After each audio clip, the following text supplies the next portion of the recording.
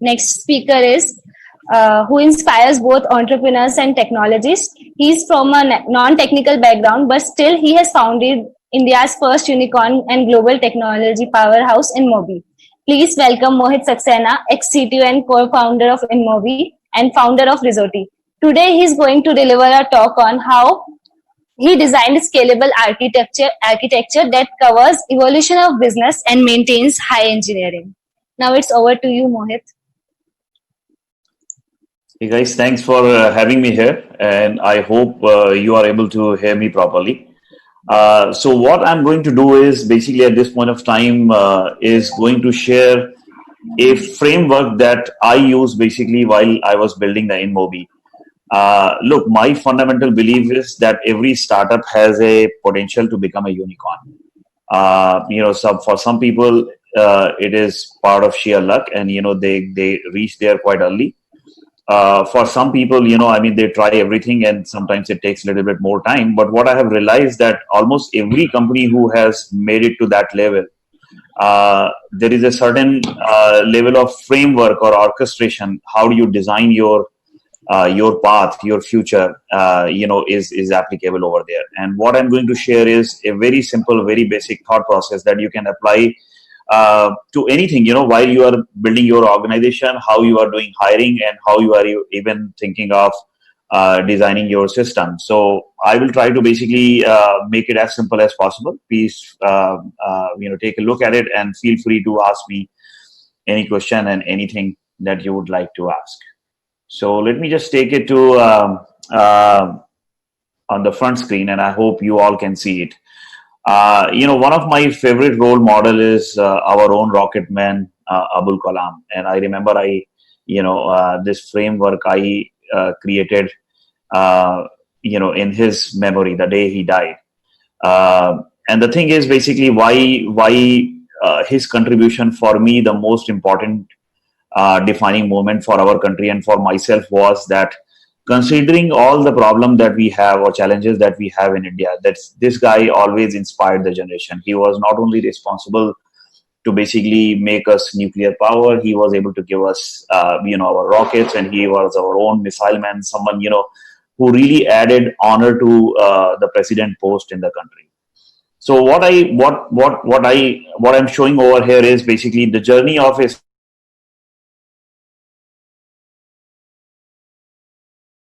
the orbit. It requires 3 phases, and all 3 phases are very critical.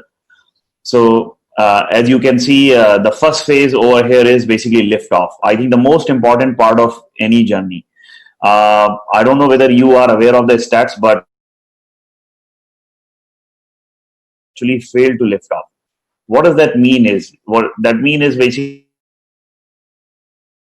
for some reason it just didn't take off. You thought that this will be the product that people will jump onto it, or something that will just fly out in the market. Somehow it just didn't work. So this is one of the most important. Let me just go back. I think this is one of the most important stage for any startup. If you are the lucky one and you had a successful lift off, which means I think you have already made 90% of the journey, and rest is basically the most important part. Is next most important part after the lift off is attaining escape velocity. Whenever a rocket or whenever a missile is launched, once you are up in the air, what you need to do is basically you need to gain enough traction so that you can go out of gravity. And this is applicable to every startup as well. There'll be market forces, where there'll be a disruption, there'll be competition, there'll be incumbent. How do you basically move fast and you have first moving advantage, or basically fast moving advantage being startup, so that you can escape that gravity and inertia. Last stage where you have made it, you are part of the coveted, whatever you want to call it, successful startup, unicorn club, or anything where you have a sustaining business. And it will all depend on how you can continue to disrupt, innovate, and execute on the plans that you have. What do I mean by these stages? And then I'll walk you through. So if you see over here, basically, essentially, there are four fundamental component I'm talking, which is basically the most important, most important part of the journey that I Somewhere my internet is little shaky. Yeah. So what is needed to basically take your startup off the ground? What is the lift off ability that I'm talking about? And how do I structure it in few very simple, understandable words? So first thing which is very important for a startup is fungibility. Why I am calling fungibility is important because I don't know, believe me or not, no matter what you have on your power plant and what you have been talking to an investor or your co-founders, your plan is bound to change even in first 3 weeks, few weeks, 2 weeks, 3 weeks, 1 month. This thing is true for everyone, right from Instagram to Snapchat to Facebook or even to InMobi to Flipkart. You all could start selling something and eventually you will realize that something that is not taking off in the market or there's not enough demand. You have to constantly keep on tweaking your plan. So you have to figure out how do you make everything fungible within the company, from its people to its structure to its engineering, and nothing should come in your own way. For example, when InMobi started, we were actually SMS based offer or SMS based deal platform. Within 6 and 7 months, we realized that it's not taking off. Nobody is willing to pay for us, and we were able to turn around the entire company in 21 days from our business, product, engineering, execution, operation to basically convert ourselves into a mobile advertising platform. How is that possible? Leads me to the next point, which is iteration. You have to constantly keep doing things. If you are not changing things on every day, you are not moving fast enough. And if you are not moving fast enough, you will get crushed either by incumbent competition, or remember, every time that you are not working, 10 other startup must be working in your area and you are bound to basically be buried under them. That leads to the second related point: fail fast and move on. To be honest, a lot of people worry about failures. In my opinion, this is the most celebrated, or this should be the most celebrated object in any company, whether you are a startup, big company, or incumbent, because failure or biggest mentor or learning agent that you will find in your story. Uh, if you are not failing enough, which means you're not taking enough calls and you are not basically applying orthodox thinking, or what could have happened if you have done A versus B.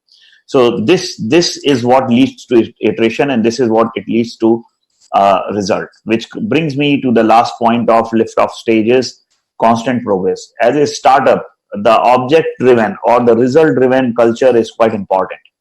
Everything that you are doing should lead to a conclusion, and conclusion, in my opinion, could very well be failure itself, because then it allows you to leave two things and focus on the third object.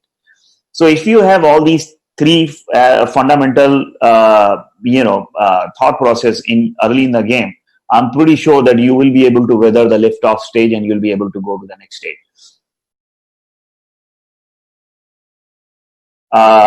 This story to way I'm planning to do things in my company. So let's say I will just take a hiring consideration.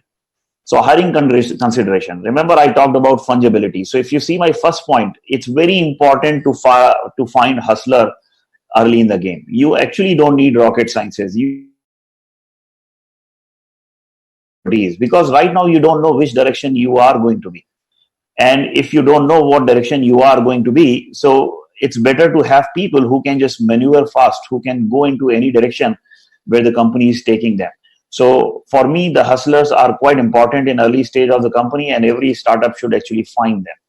Jack of all trades. These are the people who are not dependent on the technology, who are not dependent on the environment. And, if I have to relate to that InMobi, the first set of coding that we did was all in .NET because, we had the engineers who knew it very well, and it helped us to basically development really fast. But as soon as, we grew up to a certain stage, we realized that, we will not be able to scale completely on this stack. And we needed something very different. And we didn't have to basically hire new engineers. Our engineers were good enough to basically switch to Perl, Python, Java. So if you hire the hustler, if you hire the fundamental people, they would actually come along and they will be able to turn the tide, or they will be able to go in any direction you want. Third point, set a goal, hire for purpose. You just cannot do random hiring. You just cannot hire for any aesthetic or academic purpose. You have to figure out, I need to go from point A to point B. And if I need to go from point A to point B, this is what my goal is going to be. And everybody who is part of the company has to be aligning to those goals. And they need to make constant progress.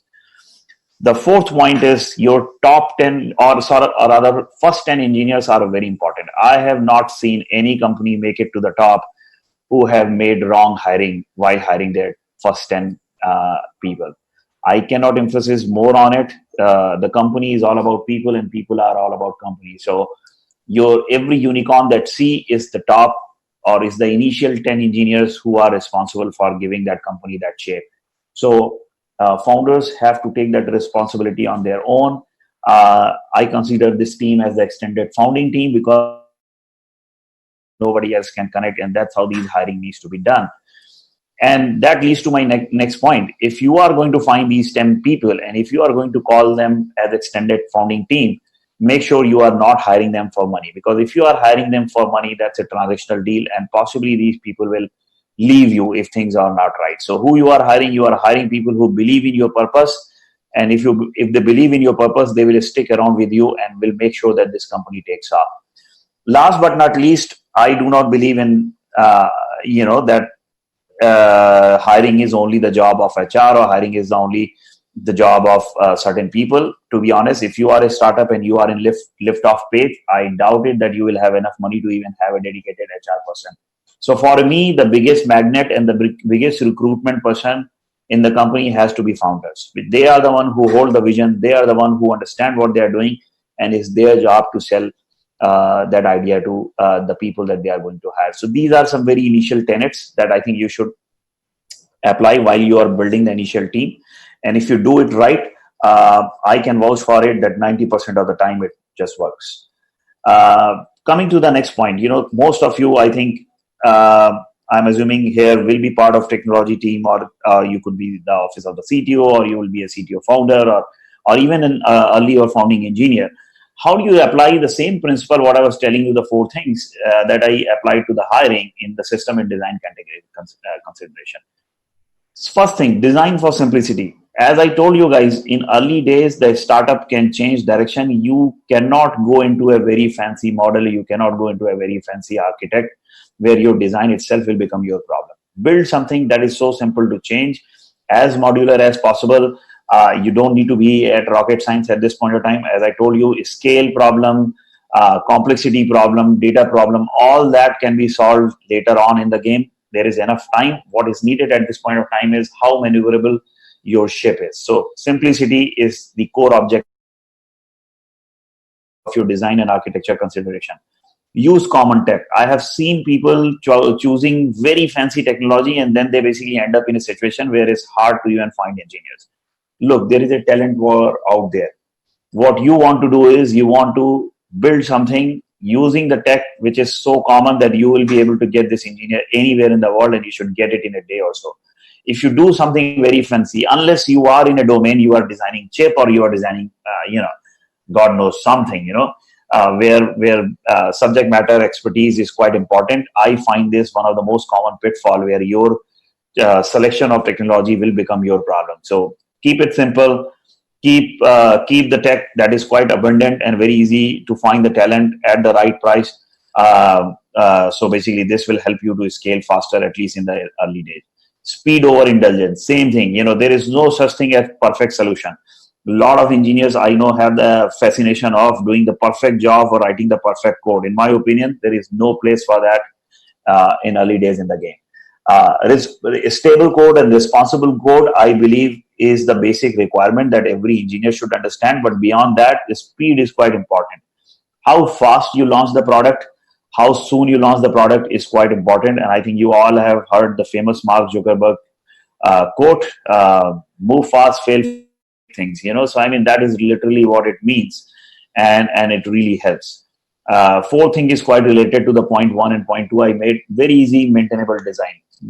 Any engineer who join you on day one should be able to understand how the stack is, how you have modularized your code, and he should be able to find his place in the whole equation very quickly.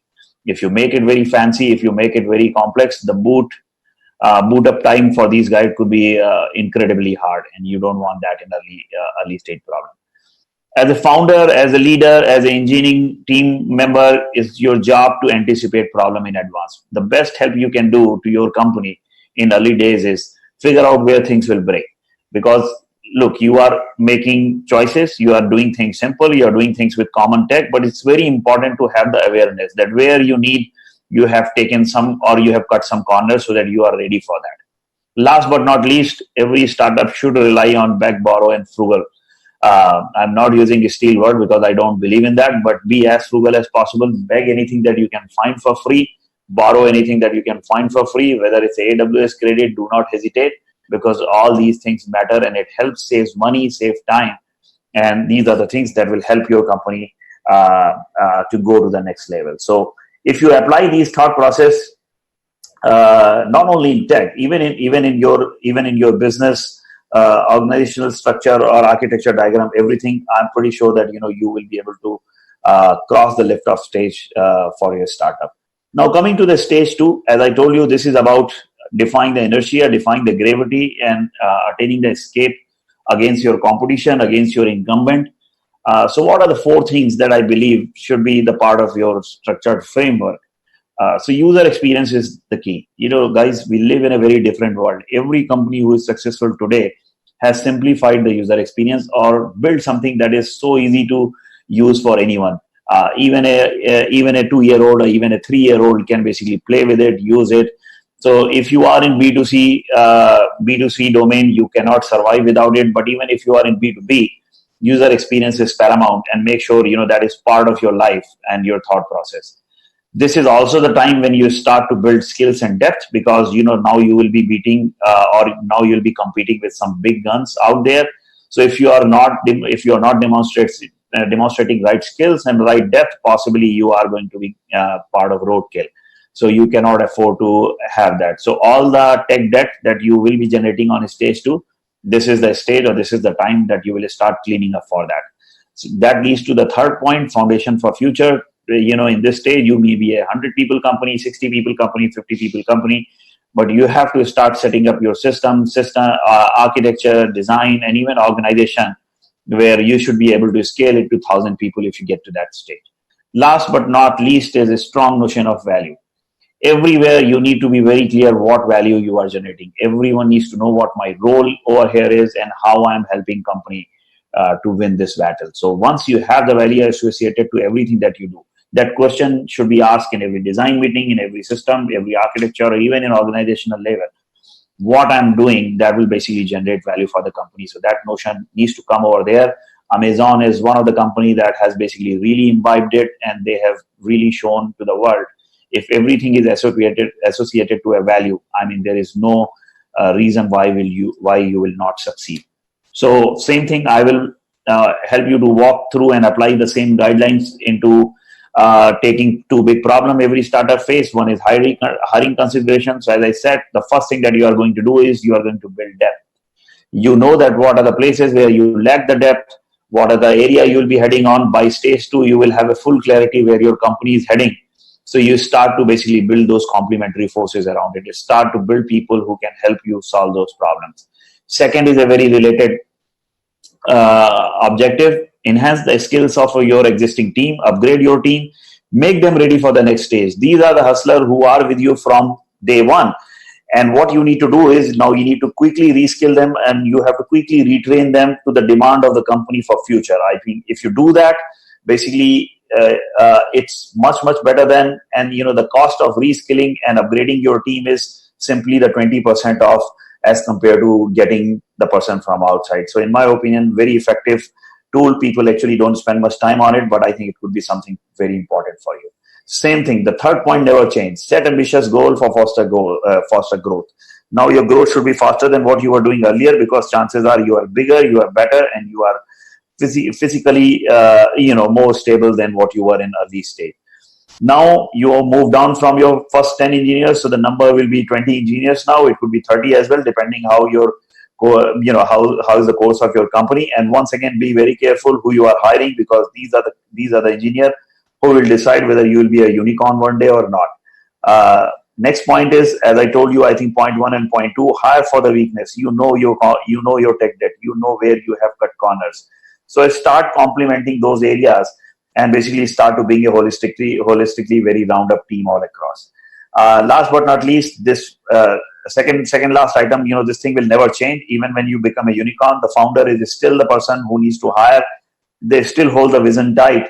Last but not least, one thing that will get added in this stage is now you have to start designing for a scalable organization. How these teams can basically do more what they were doing earlier. So if you focus on it, if you have a thought process early on in the game, you can actually define each and every role. You can define each and every position, or how your system and architecture will scale. Remember, in every startup, your architecture will follow how your team are set up. If anything is not aligned, you are going to get a train wreck. So very important, be very important about this part, especially when you are building a tech organization. Same thing. What do you do in stage 2? The same thought process, how you apply that framework in system and designing consideration. Design for scale, but keep it simple. Still keep it simple. Help basically modularize your thing as much as possible, so that when teams are scaling, they should not be able to too much inertia or too much friction in between them, so that they can move fast and they can help each other. Now is the time when you have to start leveraging the right tech for the business. Maybe you have taken some early call. There are tech debt, but you have to start selecting the technologies that can give you edge in terms of faster development or even scalability and what is new out there. So this is when your experimentation should begin in a very big way.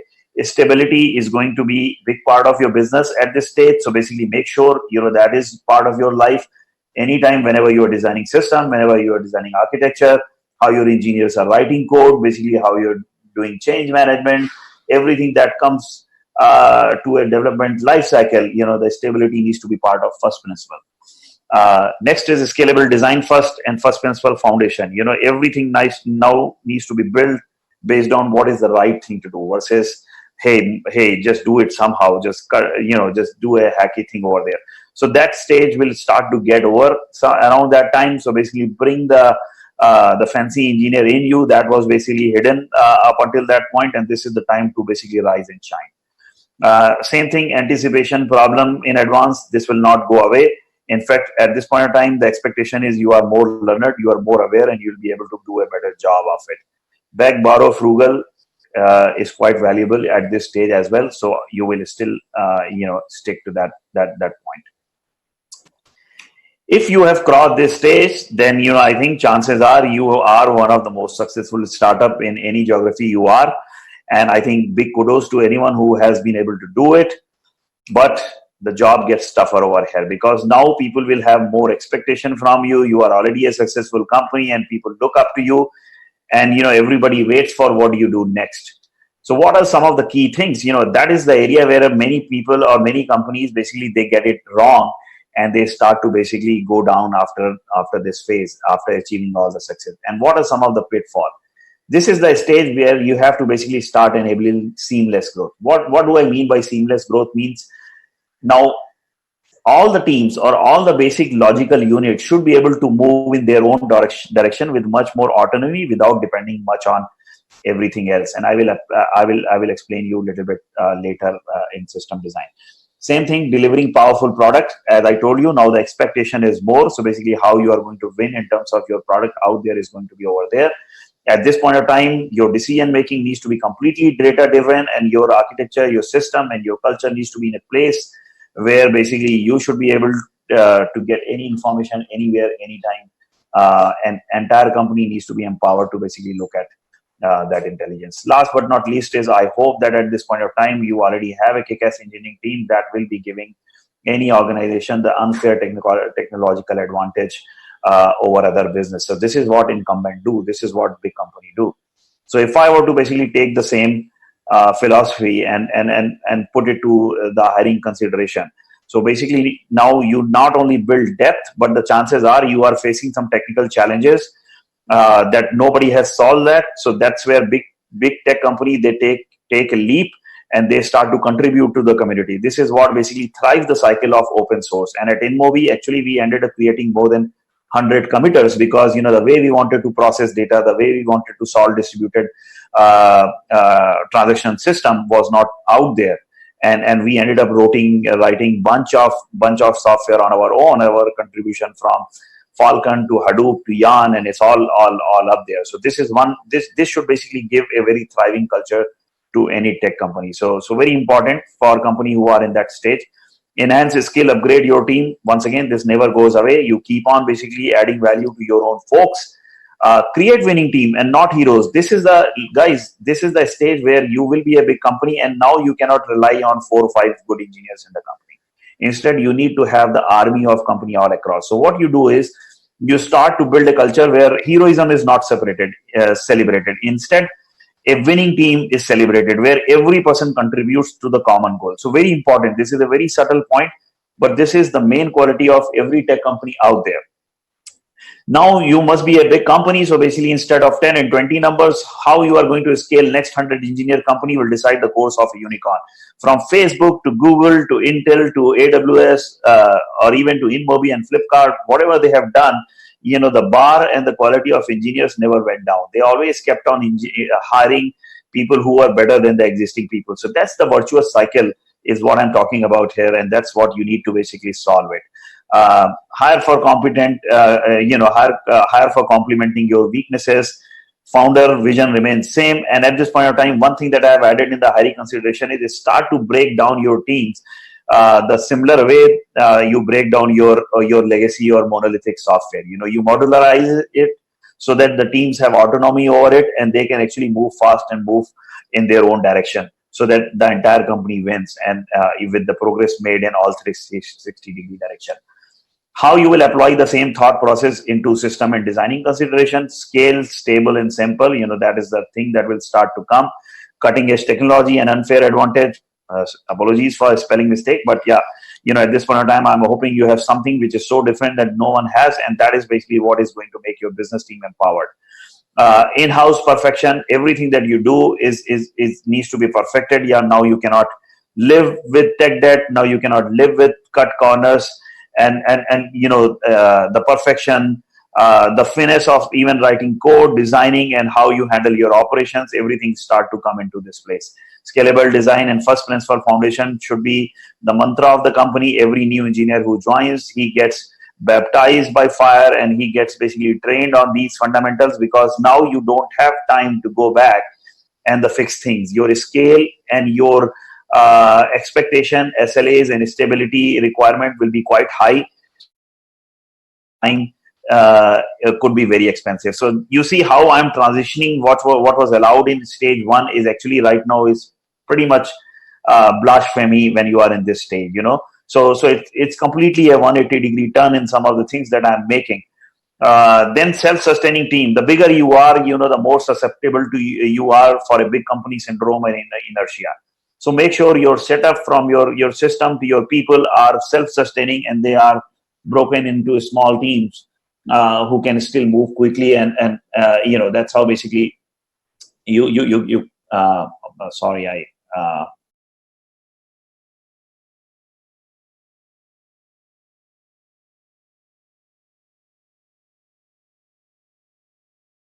one. So in nutshell, as you can see, building a unicorn is nothing. It's basically set of framework and set of consideration that are very, very, very common. And if done right and if applied correctly into anything that you do on day-to-day work, I have no reason to believe that many of you will eventually end up in this stage. The thing are that many people do not they start to deviate and they start to distract with day-to-day problem or something new is happening or new shiny toy or new fancy technologies out there. So if you just stay core or stay true to your objective and your purpose and keep doing this simple thing, I do, and no doubt that some of you will be in that stage very quickly as well. So with that, I think what I will do is I will try the one-way transmission, and I'll be ready to take you have for me that I can answer. Awesome. Thanks a lot, Mohit, for this wonderful talk. This does help build mental models for an entrepreneur. What's coming next? As someone leading engineering team, or as the company, whole company. So you told us about the 3 stages And one question that I have is, when do you know that my company is transitioning through this stage, or have I crossed that stage? I Can you think, tell us through your own story? yeah. So very, very interesting question. I think, so if you see the stage first I was talking about, I'm deliberately talking about moving fast and possibly collecting some tech debt, you know. And the first sign of success that you will see is, as I told you, is basically couple of failures that you will start to see in the life. The first one will be that your system will start to melting down. I mean, that was first sign for me at InMobi. All of a sudden, our traffic, or basically our transaction per second, everything start to hit or go over the roof, and we were not able to be up for a few hours. It's a good problem to have. As soon as that is happening, then something is happening. Some people are basically, they're just liking what you're trying to do. But at the same point of time, that is also the time not to lose any more time. And you realize that, okay, I have hit the first milestone, and the cautious call, or rather collective call that I made that early on, are start. So that is the time when you immediately start to switch gear into stage 2, and you start fixing those and start to basically build for next level of scale. And trust me, these stages will start to come, and these are the first sign that you are going to get in that. The second one, I will tell you, in terms of people, as soon as you start to realize that some of the engineers or some of the folks, they are getting delusion, or they are not able to understand what direction you are heading, so that your purpose is somewhere getting diluted and is not getting communicated to the every level. So these are some of the signs that you will start to see when the time has come to change. Got it. Understood. So anyone who wants to ask more questions to Mohit, we have the chat open. You can chat with us, share your questions with us, and we will ask the questions. I have one more questions, some questions coming in from our community. So Okay. mostly people are developer here, and one question that many people are asking is the divide between being an engineering guy and a management guy. So that's kind of a fight that do you keep investing on learning more things about engineering? Do you need to build up your people skill, your management skill? As I can see in your this presentation that a lot of talk was about people, about hiring. So how, as a developer, how we can learn more about that, and how we can balance that with our already requirement that we have to learn more about engineering? So couple of things, in my opinion, I think nothing replaces the fundamental in-depth knowledge. So as a developer, they all have advantage of basically owning or mastering certain piece of code and certain piece of technology. And nothing replaces that. Even from 2008 all the way till 2013, I wrote code. And the reason I stopped writing code after 2013, because I was the weakest coder in the team.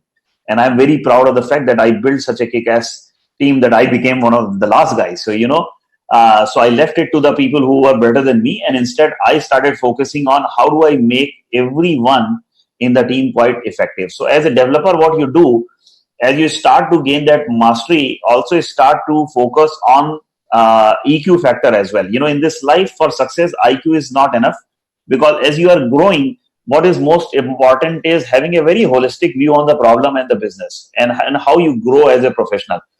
So, and I also believe you cannot be 100% EQ, because a non-technical manager is useless in my opinion. If a leader does not know the shit, what's happening in their system and how their team are doing and what they are doing and what's next and what is out there that is happening that can help my company, has no value. It may have worked in the service company, but trust me, in startup, that is no role. So stage 1 and stage 2, what I was talking about, I'm a very big proponent of flat organization. In fact, to be honest, for me, the manager is my own self-time management and how I work with the rest of the people in my team. If I value their time and if I value my time, I'm already a manager, So that is the definition. And if you do that, then I don't think it will be very difficult for you to become one of the best engineering manager, because people respect you for your technical know-how, and they respect you the way you are part of them, the way you encourage them, the way you inspire them, and how you basically bring that team together along. So focus on the depth.